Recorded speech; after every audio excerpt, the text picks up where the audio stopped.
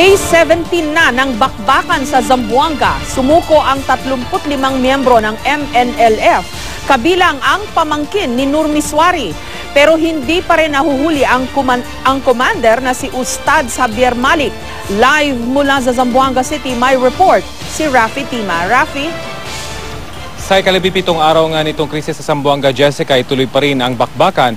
Pero tuloy din naman ang pagsuko ng ilang miyembro ng MNLF Miswari faction. Kagabi naman, ang pinakahuling may hostage na nakalaya.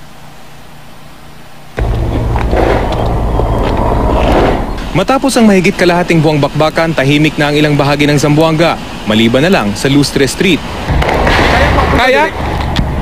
Sa gitna ng muling pag-alingaw ng mga putukan dito kagabi, isang miyembro ng Light Reaction Company ang tinamaan sa leeg habang tumutulong sa pagliligtas ng mga bihag.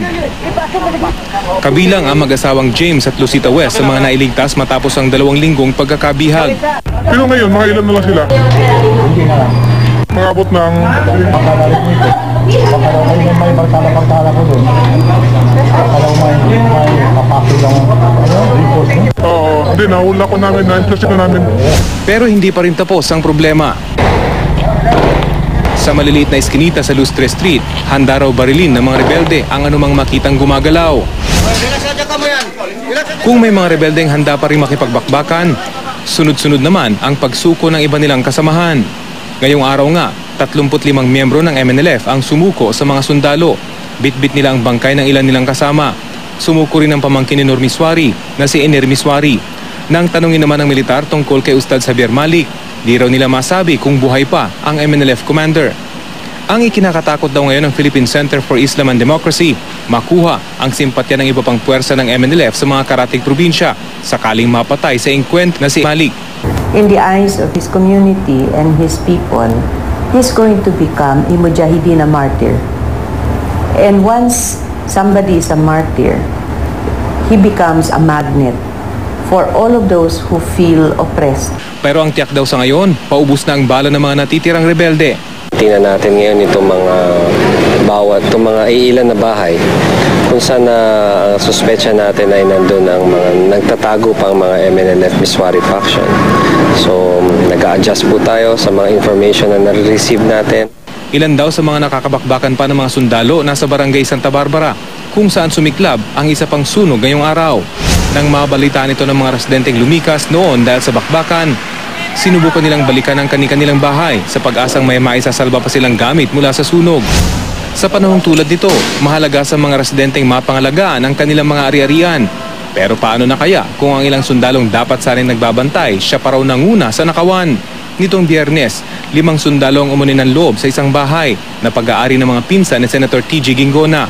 Mga kabaro rin nilang nakasaksi sa pagnanakaw ang umaresto sa kanila. Some of our comrades are risking their life. Some have been killed. We will not allow these people to destroy yung what these our comrades have given up their life for. So we will deal with them accordingly. Pero hindi naman daw mababahiran nito ang kabayanihan ng mga nasawi sa bakbakan. May pagtanggol lang ang kanilang mga kababayan.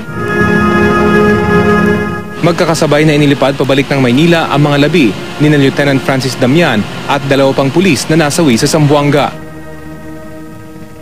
Bukod Jessica sa pamangkin ni Nur Miswari na si Ener Miswari ay may isa pang commander ng MNLF Miswari faction na kinilalang si Miss Babalaji, isang babaeng commander na mula sa Zamboanga, Sibugay ang kasama sa mga nahuli kanina. Kanina ay dinala nga sila sa Zamboanga Police Station para iproseso bilang paghahanda sa pagsasampa ng kasong rebellion laban sa kanila. Sa pagkakadakip sa 35 rebelde Jessica, 73 na ang rebelding nahuhuli, 45 naman yung sumuko. 125 rebelde ang napapatay sa magtatatlong linggo ng bakbakan, bagamat marami pa raw yung mga bangkay na nasa hot zone na hindi pa rin naalis mula sa lugar ng bakbakan. Jessica? Okay, medyo nalilito ako sa bilang talaga, Rafi. Kasi nung una sabi nila 200, 100 ang captured or surrendered, 50 yung patay, so 50 na lang daw yung natitira. Dun sa accounting na binigay mo ngayon, parang 300 na, at ilan na ba talaga ang natitira na lang? Kasi sabi nila the previous days, 30 to 50 o 50 to 70, ngayon 35 yung sumurrender. Dapat pala wala na, di ba? Jessica, yung initial na figure na ibinigay daw nila nung magsimula itong krisis sa Zamboanga ay estimate lamang.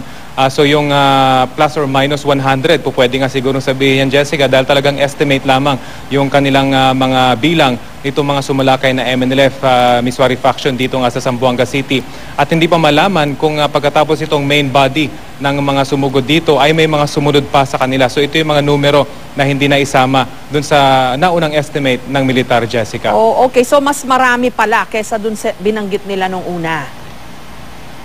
Yes, Jessica. At sinasabi pa nga din ng mga hostages na ating nakausap, particular itong huling dalawang hostage na nakalaya, ay meron pa raw mga around 30 na kasama nila mga MNLF na nandoon sa loob, kabilang na yung 5 bihag. So kung sasabihin nagkahiwa-hiwalay na itong mga rebelding MNLF, yung 30 ay malaking bilang pa lang o malaking bilang pa rin kapag nagkasama-sama sa isang grupo, Jessica. Okay, maraming salamat at ingat kayo dyan sa Zamboanga, Rafi Tima.